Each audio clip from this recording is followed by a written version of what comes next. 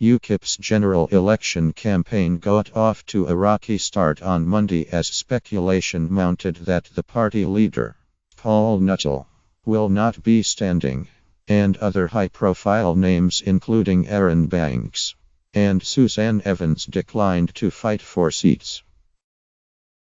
Nuttall gave his strongest hint yet that he may not put himself up for election in June, as UKIP launched a policy blitz billed as an integration agenda, aimed at recasting it as an anti-Islam party. Among the policies announced were mandatory medical checks for schoolgirls at risk of female genital mutilation, tougher prison sentences for rapists who were a different race or religion to their victims, and a ban on the full face veil. After the launch, Nuttall repeatedly dodged questions on his election intentions, and then barricaded himself into a hotel room for 15 minutes.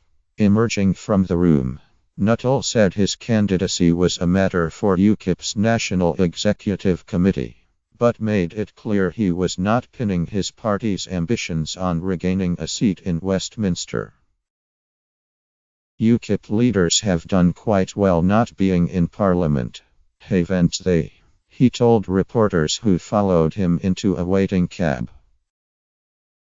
Banks, the party's former donor who last week admitted he knew nothing about the Essex constituency where he had been planning to stand, announced his decision not to put his name forward after visiting Clacton on Monday. The Leave You founder had initially planned to stand to unseat his long-time adversary Douglas Carswell, the MP who defected from the Conservatives to UKIP, but Carswell has since quit the seat. Banks said he would make way for a UKIP councillor, Jeff Bray, to stand. I have no intention of standing in the way of hard-working activists who are the soul of the party, he said. Therefore, after visiting Clacton, I believe it would be wrong of me to stand against Jeff in the forthcoming hustings. Both myself and Nigel Farage will be campaigning hard in Clacton, and I have agreed to give the local party financial assistance to fight the election. Farage, the party's former leader, has already expressed his intention not to stand again for Westminster, having failed in 7 previous bids for a parliamentary seat. Suzanne Evans, the party's deputy chair, has said she will not stand for a seat and is focused on writing the party's manifesto. Anti-FGM campaigners criticized UKIP's mandatory inspection policy as madness. Nimco Ali, a company founder of the campaign Daughters of Eve, said it was wrong and offensive, but also pointed to a 2014 speech given by Labour's Diane Abbott, who proposed a similar measure. Nuttall said the party was 10 years ahead of its time on the issues, likening its new approach to its pursuit of Brexit, and said the 3 major parties would be where we are today at some point in the 2020s.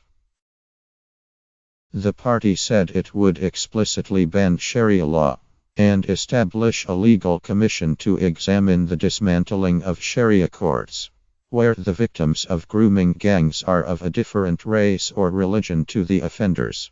It should be an aggravating factor in prosecution, the party proposes. Caroline Lucas, the company leader of the Green Party, called the proposals full-throttled Islamophobia, and said it was a sign of desperation.